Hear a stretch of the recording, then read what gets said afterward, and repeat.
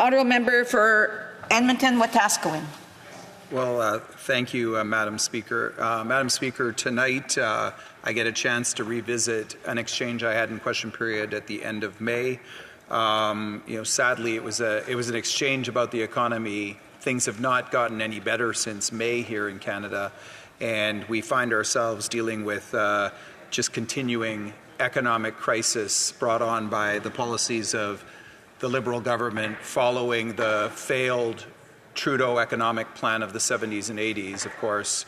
I think now in successive governments, Liberal governments led by that family, we've run 24 deficits in 25 years and had just a constant stream of crises, housing crises, energy crises, unity crises, and the like.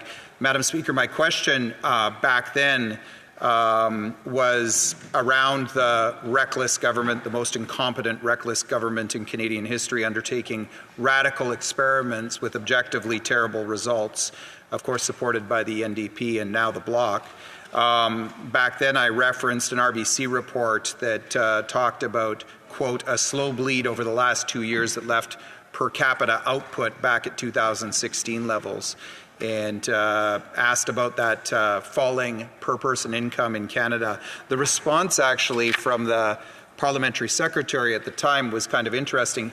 The parliamentary secretary didn't defend the government, didn't talk about the successes that the government had or refute any of my claims. He did take issue with the fact that I would use GDP per capita or growth per capita as a measure. He said it was, quote, not a particularly useful one, as most economists will say. So I did a little bit of digging. It wasn't very hard actually to find on the Statistics Canada website. So I'm not sure if the Liberal government right now is anti-Statistics Canada, but this year Statistics Canada had this to say, quote, slower economic growth over the past year and near record population increases fueled by temporary and permanent immigration have put the spotlight on recent trends in Canada's gross domestic product per capita. It went on to say that, quote, recent reports have all stressed the trend towards weaker per capita growth, highlighting its negative implications for living standards and wage growth. And a little bit later in the same document, the same Statistics Canada document, a document quoting information that the parliamentary secretary on behalf of the government says is not credible or supported by economists. Statistics Canada said GDP per capita is widely used to gauge differences in living standards across countries. Higher levels of per capita output are generally found in more developed economies with advanced infrastructure, better healthcare and education systems, and higher levels of access to technologies and innovation. So, Madam Speaker, my question today, I'd like whichever parliamentary secretary is going to answer the question today, I'd like them to correct the record if they could, or clarify the Liberal position on whether rapidly declining GDP per capita is bad, my assertion that that's bad for Canada. The parliamentary secretary said not necessarily. And more importantly, I want to hear something about a plan. We'll get 4 minutes hopefully right now to hear something about a plan moving forward to reverse the economic devastation being inflicted by our country, on our country by this Liberal, NDP and now Bloc coalition. L'honorable secrétaire parlementaire. The Honourable Parliamentary Secretary to the Minister of Families, Children and Social Development. Madam Speaker, I thank the colleague for the opportunity to defend our government's responsible economic plan that has left Canada in an enviable fiscal position.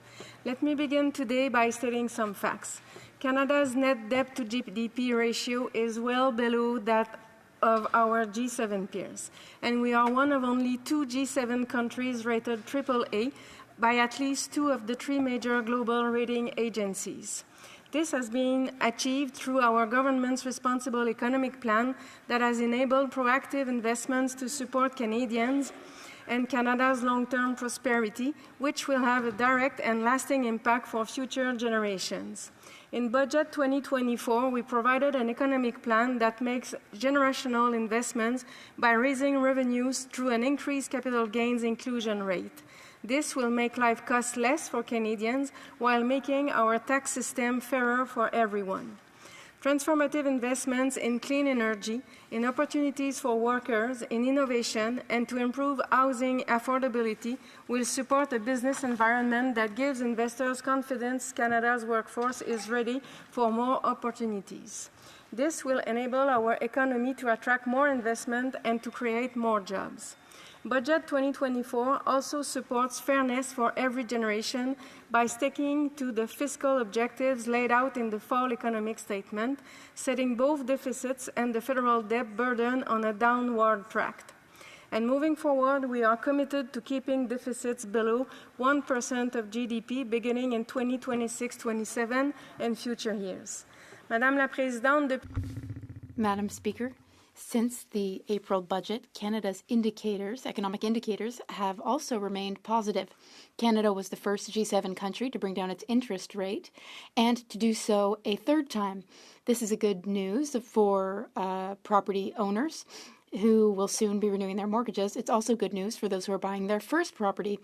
And, of course, it's positive for all kinds of businesses of all sizes. Inflation of Canada fell to 2% in August. That was the 8th consecutive month of inflation being within the Bank of Canada's target inflation rate, and was the lowest inflation since February 2021. Canadian workers have higher paychecks than before the pandemic, even after accounting for inflation. So the Canadian economy under our government's leadership is strong and resilient. This is positive for Canada. It means more jobs and better salaries. It's a financially responsible plan by our government. That's what we're offering Canadians. We offer Canadians an economy that works for everyone. Edmonton, Wetaskiwin. Well, thank you, Madam Speaker. Madam Speaker, the Honourable Parliamentary Secretary talks about an enviable position that we're in Canada. She touted good news for property owners renewing their mortgages. Madam Speaker, because of the policies of this Liberal government, a Canadian renewing a mortgage, a 5-year fixed-term mortgage, say, in September now versus someone who had a mortgage in September 2019, renewing now, they could be paying between $500 and $1,000 more in mortgage payments, monthly mortgage payments, for the same house. Could be paying $500 to $1,000 more for an average house in Canada, depending on where you live.